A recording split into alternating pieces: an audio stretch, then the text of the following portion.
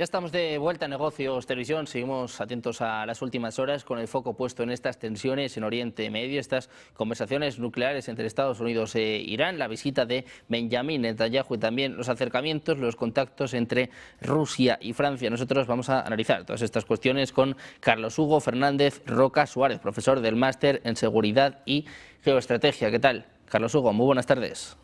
Muy buenas tardes, Sergio. Es un placer estar con todos ustedes. Encantados de contar contigo, Carlos, en un día, pues con muchos asuntos que analizar y con el foco puesto una vez más en Oriente Medio, estas conversaciones nucleares que tuvieron lugar la semana pasada, el acercamiento que, parecía que empezábamos a ver entre Estados Unidos e Irán y ahora la visita de Benjamin Netanyahu que parece que lo cambia todo.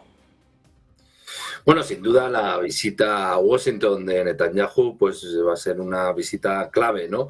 En el sentido de que sabemos que Israel pues estaría presionando a Estados Unidos para llevar algún tipo de acción militar contra el régimen de los ayatolás. La realidad es que, por un lado, Israel desde hace muchos años viene apuntando a la idea de que Irán, en el caso de que consiga desarrollar esa bomba nuclear, supone una amenaza existencial para el Estado de Israel, pero por otro lado también tenemos la variable de los misiles hipersónicos. De ahí que Irán entiende que esos misiles son fundamentales para la supervivencia del régimen de los ayatolás, pero por otro lado Israel entiende que esto es una amenaza importantísima a su integridad territorial, a su seguridad nacional, y recordemos que debido al tamaño geográfico pues, que tiene Israel, que más o menos viene a ser como la mitad de la Comunidad Valenciana, no tiene esa profundidad estratégica, y de ahí que el hecho de que Israel pues, tenga esa capacidad de esos misiles hipersónicos que ya vimos en esa guerra de los 12 días, que a pesar de que esa cúpula de hierro o la de defensas antiaéreas de Israel, que se dividen en esas capas, ¿no? La cúpula de hierro que estaría prevista para interceptar, pues digamos, unos munición de corto alcance. Luego tendríamos la onda de David, que serían misiles de corto alcance, y ya el sistema Arrow 2 y 3, que pueden interceptar misiles hipersónicos fuera de la atmósfera, en lo que se denomina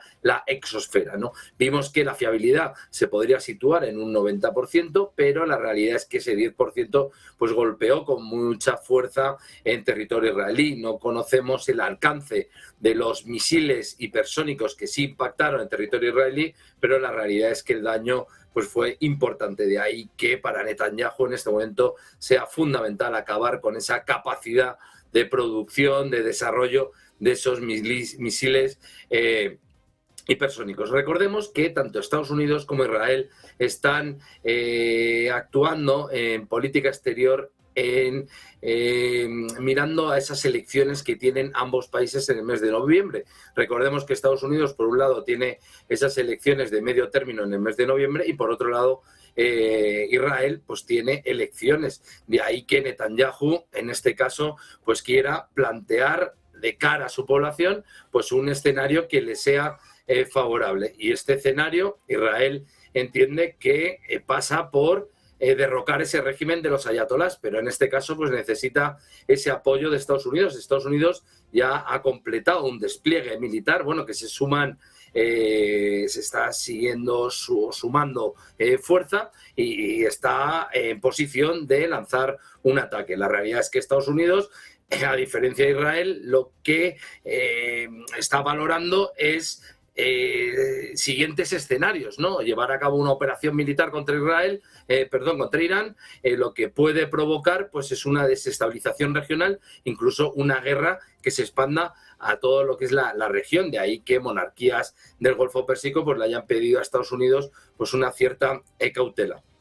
Estados Unidos está abogando por esa línea de comunicación. Steve Witkoff ha planteado pues varios puntos en esa negociación. Punto 1, pues es ese desarrollo nuclear. Punto 2, estos misiles hipersónicos. Y punto 3, ha planteado también esa violación de derechos fundamentales y de libertades públicas y la represión brutal por parte del régimen de los ayatolás a esas manifestaciones que se iniciaron pues hace un mes, que es esa revolución de colores, y que parece que con esa represión brutal por parte del régimen pues se han sofocado estas manifestaciones que se habían producido pues a lo largo y ancho de las 31 provincias. Claro, Israel lo que pretende pues ese cambio de régimen debido a que, como sabemos, pues Irán sería esa amenaza regional y que amenaza, como he dicho, a esa integridad territorial. De ahí que Estados Unidos en el año 2020 impulsó esos acuerdos de Abraham, que es ese dique de contención para frenar esas aspiraciones expansionistas de Irán, que aparte utiliza esos proxies. Dicho esto, Estados Unidos sí que le interesa a ese canal de negociación. Incluso el régimen de los ayatolás ha apuntado en la línea de que estaría abierto a negociar ese enriquecimiento de uranio. Recordemos que la Organización Internacional de Energía Atómica lo situó en un 60%, y es que la realidad es que para fines civiles el umbral estaría entre el 3 y 5%, el 60% está muy por encima y ya estaría cerca del 90%, que es lo que se necesita para desarrollar esa bomba nuclear. De hecho, el régimen de los ayatolás, tras el ataque también de Estados Unidos, martillo de medianoche, apuntó que habían salvaguardado 400 kilos de uranio enriquecido en ese 60%, ¿no? Por lo tanto, sí que tienen, digamos, esa producción, ¿no?, de ese uranio enriquecido. Y Irán lo que no va a incluir en las negociaciones es esos misiles hipersónicos, porque entiende ese régimen de los ayatolás que realmente es la salvaguarda, ¿no?, por así decirlo, de este régimen de iraní. Por lo tanto, y ya concluyendo y resumiendo, la reunión de mañana en Washington pues va a ser importante. Vemos como el lobby israelí está presionando a esa administración de Trump, y por otro lado, sin duda, Netanyahu, que va a aportar información clasificada de estos programas de enriquecimiento de uranio y de estos misiles hipersónicos, y va a intentar, pues entiendo yo, que convencer a Estados Unidos para llevar a algún tipo de acción militar. Estados Unidos, un escenario que podría ser realista, pues es llevar a cabo una negociación con Irán y llevar a un ataque limitado, quirúrgico, como ya se llevó en la otra ocasión, y que Irán lleve a cabo una respuesta pues contenida, limitada, porque también hay que poner aquí sobre la mesa los intereses que Estados Unidos tiene dispuestos en las bases militares que tiene en Oriente Próximo. Pero en este caso parece que el régimen de los ayatolás ha apuntado en la línea que no está abierto a este escenario, en el sentido de que cualquier ataque militar a Irán va a ser respondido con mucha firmeza. Y sabemos que Irán ha mejorado esos misiles hipersónicos a raíz de esa guerra de los 12 días, y parece que tanto China como Rusia pues han podido movilizar sistemas de defensa antiaérea a Irán. Por lo tanto, veremos siguientes pasos, aunque cualquier escenario en este momento pues es posible. Bueno, pues muy atentos a los escenarios que se avecinan en Oriente Medio, sobre todo atentos a la reunión de mañana entre Trump y Netanyahu, en un momento en el que, bueno, la guerra en Ucrania parece que queda en segundo plano, que estamos a punto de entrar en el 4º aniversario y, bueno, pues parece que tenemos buenas noticias. Giorgia Meloni hablaba ya hace unas semanas de que era necesario volver a hablar con Rusia y, bueno, en los últimos días ha recogido el guante también Emmanuel Macron, el presidente francés, que incluso al parecer ha enviado un asesor diplomático. Carlos, ¿qué te parecen estas noticias y sobre todo cómo de optimista eres? ¿Crees que estamos a tiempo de retomar o de alguna forma solucionar las relaciones con Moscú?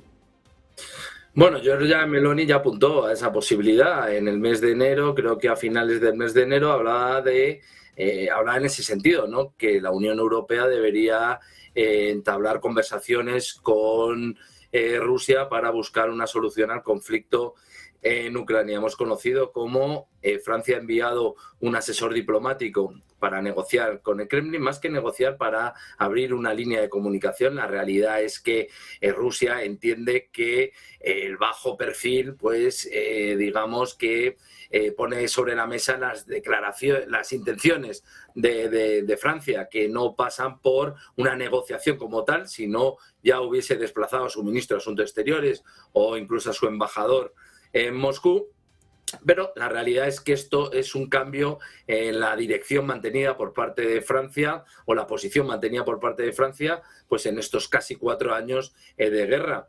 Recordemos que Francia junto al Reino Unido han sido los países que más han apoyado a Ucrania frente a Rusia y han llevado a cabo las declaraciones pues más, o la narrativa más agresiva, más asertiva frente a Ucrania. Claro, Reino Unido, recordemos que año 2022, en febrero, en marzo, abril de 2022, Boris Johnson fue quien abortó esas negociaciones, ese principio de acuerdo que se había llegado en Estambul y que hubiese evitado pues una guerra tan sangrienta y tan terrible como estamos viviendo. ¿Es una buena noticia? Sí, por supuesto, que Francia quizá ya se haya dado cuenta que hay una clara derrota estratégica o esté entendiendo que va a haber una solución, una resolución al conflicto en un corto periodo de plazo y no se quiere quedar fuera de la ecuación. También está pensando en el escenario ex post, qué va a suceder después de la finalización de este conflicto.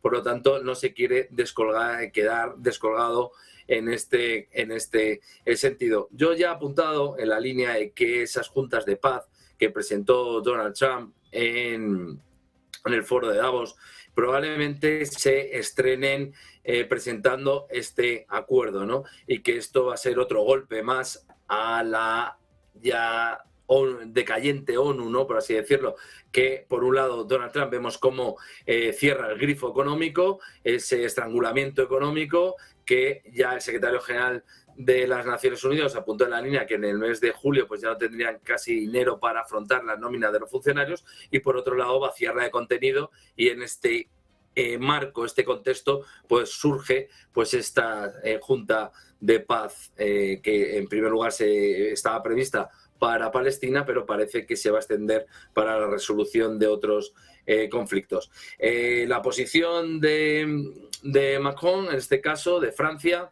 pues la verdad que es bastante contraria a la que está manteniendo en este caso tanto la Unión Europea, tanto von der Leyen como Kaja Kallas, ¿no? En el sentido de que recordemos que en pocos días va a entrar en vigor creo que el paquete número 20 de sanciones contra Rusia, que se han demostrado totalmente ineficaces, y cómo se aprobó esa movilización de recursos económicos para apoyar a Ucrania por un importe de 90.000 millones de dólares, de euros, perdón. Por lo tanto, vemos cómo este giro en la posición mantenida durante estos años pues difiere en parte a la posición que mantiene, digamos, la presidenta de la Unión Europea. Sin duda, esto ya está abriendo otra línea de dirección, a mi juicio es positiva, y sobre todo siempre tener una línea de comunicación abierta con Rusia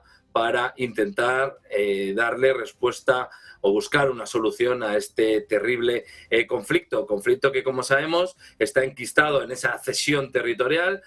Ucrania entiende que únicamente se pueden ceder los territorios hasta esa línea del frente, y la demanda de Rusia es que ese Donbass, a pesar de que el 100% pues no está en manos de Rusia, estamos hablando de un 80 y tantos %, pero entiende que ese Donbass, que es su objetivo principal, pues tiene que caer en manos de Rusia. Ya llevamos tiempo apuntando que justamente las tierras que no están conquistadas del Oblast o del Donbass, pues realmente son las que albergan esas tierras raras que, como sabemos, están tan codiciadas en esta cuarta revolución industrial. Bueno, pues pendientes de Rusia y de Europa, la mirada está puesta también, bueno, pues precisamente en uno de los líderes europeos, uno de los más belicistas, Keir Starmer, ¿no? Que en muchas ocasiones ha arremetido contra Moscú y que, bueno, pues ahora está pasando un momento complicado con 2 dimisiones en las últimas horas. Hoy decía el propio Starmer que no va a dimitir, pero parece cuanto menos acorralado. Carlos, te quiero preguntar por esto, ¿qué está pasando en Reino Unido y también cómo está afectando el caso Epstein a los principales líderes europeos? En este caso, a un Starmer, bueno, pues que ya de por sí es el más impopular de la historia en Reino Unido.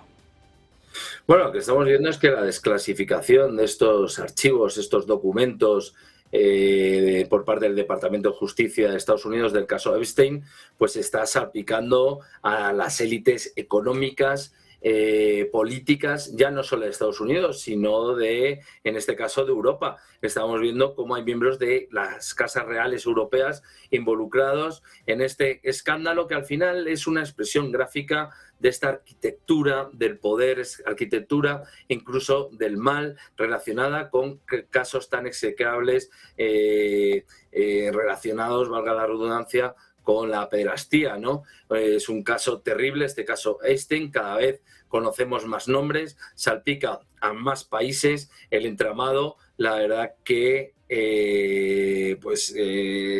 cuando se apunta al tema del globalismo, pues en este caso hace bastante nombre pues ese globalismo, ¿no? O sea, que afecta pues a numerosos mandatarios internacionales, líderes europeos, y en este caso estamos viendo pues el caso de Keir Starmer, de pues su embajador en Washington. Pero también hemos conocido hace poco tiempo otra noticia que salpica al secretario de Comercio de Estados Unidos, que en su alegato de defensa ha apuntado en la línea de que, como estaba navegando las aguas del Caribe con su familia, pues se detuvo en esta isla de los horrores pues a comer tranquilamente con su familia y ya emprendió otra vez la navegación. He dicho esto, analistas pues apuntan a la idea de que Epstein puede ser un agente del Mossad o que trabajaba para el Mossad.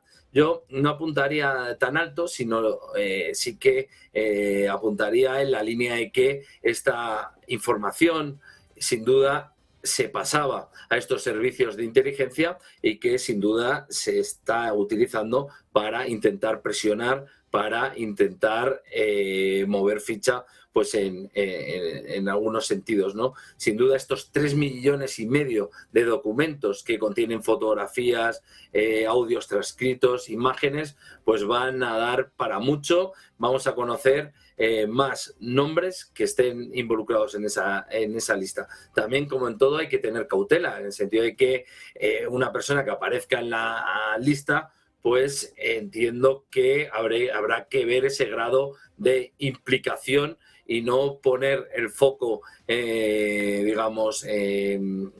sobre cualquier persona que aparezca en esos archivos, sino lo que hay que hacer es analizarlos con profundidad, con responsabilidad y con cautela, y posteriormente pedir las responsabilidades oportunas. Hemos visto cómo la mujer de Epstein, Maxwell, que ha declarado y se ha acogido a esa quinta enmienda y que se ha puesto a disposición de Donald Trump para, por un lado, buscar un pacto, un indulto, y por otro lado, pues proteger algunos intereses norteamericanos. Bueno, en este caso pues también veremos siguientes movimientos, que sin duda es una cuestión que en los medios de comunicación tradicionales aquí en España pues no se está llevando el seguimiento que un caso de esta envergadura y de este tan execrable pues debería, pero que gracias a otros medios de comunicación pues sí que podemos seguir informados y veremos siguientes pasos.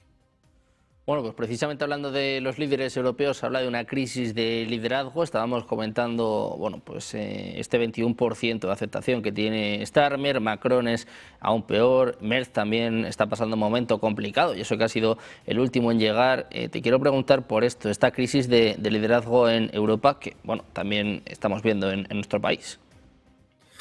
Bueno, hablar de liderazgo es mucho decir, ¿no? En el sentido de que yo me resigno a hablar de líderes políticos, sino de mandatarios europeos, ¿no? Creo que el liderazgo es algo que hay que ganárselo, y estas personas sin duda no se lo han ganado.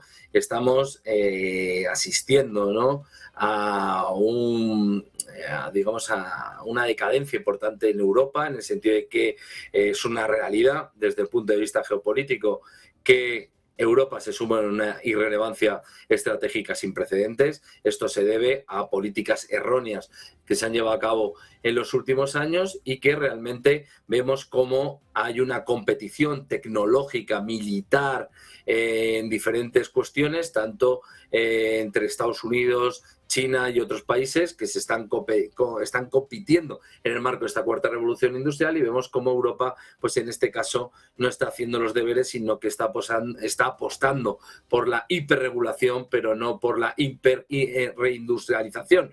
Yo entiendo que el plan rearme quizá en sus orígenes no sería malo, pero la realidad es que quien se está frotando las manos en este caso pues es el complejo industrial norteamericano, debido a que Europa en este momento pues no tiene esa capacidad de producción.